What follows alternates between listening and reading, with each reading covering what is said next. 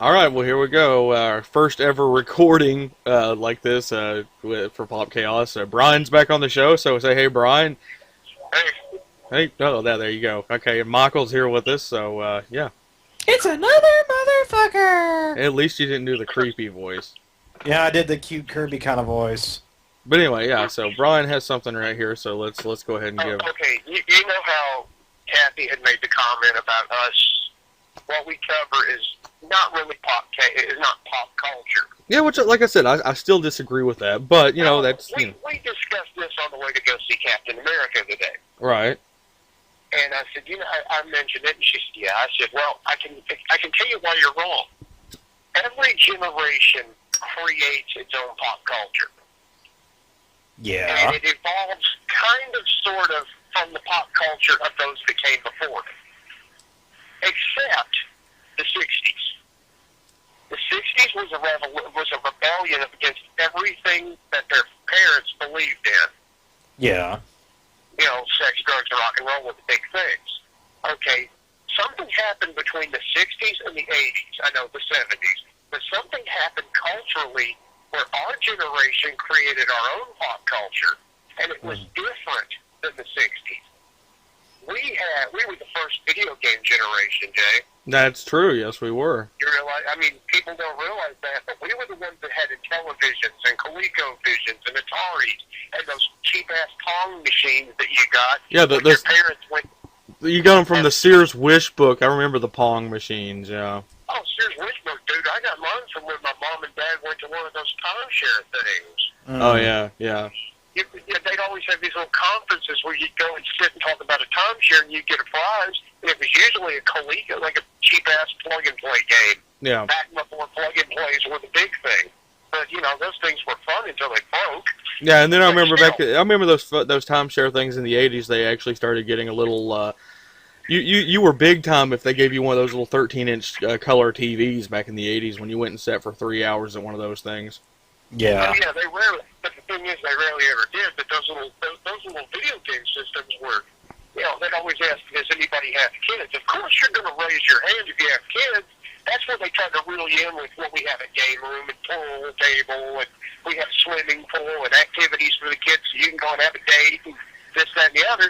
They always threw that little plug-and-play game, the little ColecoVision rip-off, whatever, television, whatever. They threw that thing out. Well, we were the first video game generation. We were the Star Wars generation. We were the first ones to know what Star Wars was. And Star Wars is evil, didn't you know? Oh yeah, speaking of that, I had Sean and Michael watch Deception of a Generation last night, getting them prepared for when we do that episode. Well, Yeah. And the funny thing is, we created our own pop culture. We're the kids of the late 70s into the 80s and early 90s.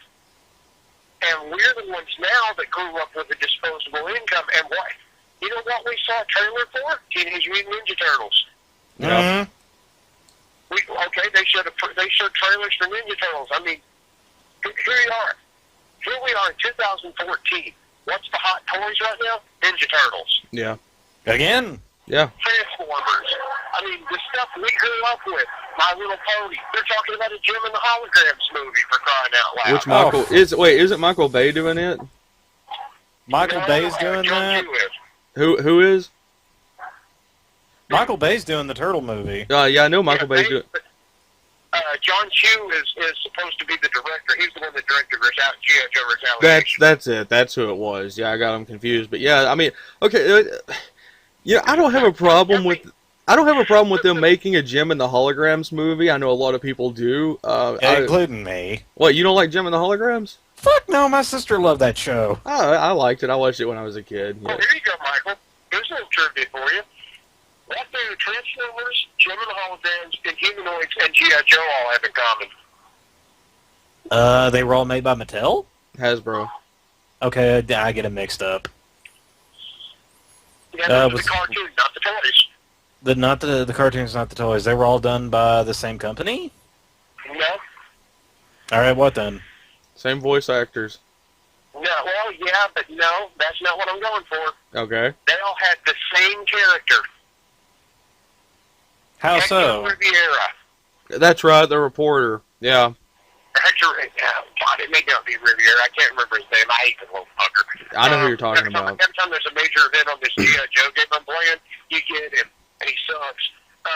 He was a reporter on G.I. Joe. He was a Aldo Rivera ripoff. He was on Transformers. He was big on the humanoids, and he was on Jim and the Holograms. I remember that now. Yeah. So was he like a crossover mascot kind of thing? He was a character owned by the anime. I think they were all animated by the same company, Sunbow. But he was a character they just threw in as a reporter as kind of the running joke, and he just kind of stuck. I'm actually surprised the G.I. Joe Collectors Club hasn't sneaked him in somewhere. I'll give them time. Oh God, they love rare, obscure characters. But anyway, you know, we're the ones that we're now in our late 20s to early 40s, and we're the ones with the disposable income. So pop culture is what we're into. How many Thundercats shirts do you see running around? Yeah, and I actually want to get the Thundercats DVDs. We gotta. You go driving around down town, you see Autobot and Decepticon symbols plastered all over cars. I mean, so we are the pop culture now. But here's the thing, and this ties into what you were talking about earlier, Jay. What did they say about Inuyasha, and what is it about anime? Oh, well, they were talking about Yu Yu Hakusho. They were talking about how, it was made back in the 90s, and the art style was off-putting, and if you could get past that, it was a decent story. Okay, I can explain to you DC's New 52. I can explain to you Marvel Now. I can explain to you what has happened with anime. I can explain all of this to you. Okay, please do. This generation, the generation that's coming up now, doesn't want. This explains also what did Stan Lee ever do for comics. This explains all of this. I figured it out. This generation, the generation that is currently creating its own pop culture, wants something of its own. It doesn't want our pop culture. It's not good enough. These are the same people who see Spider-Man and think, oh, Sam Raimi's Spider-Man sucked balls. So they put out a new Spider-Man, rip off a lot of the ideas from those Spider-Man movies, but since it's not that Spider-Man, our generation's Spider-Man, it's Ultimate Spider-Man. Well, okay. This goes right along with what I was telling you, and I was starting to tell Michael about earlier tonight when we first started talking. I sat down and I watched the new RoboCop last night. Oh, good. I hadn't seen it, but from what he said, I don't want to. Dude, I didn't tell you half what I told Bryan.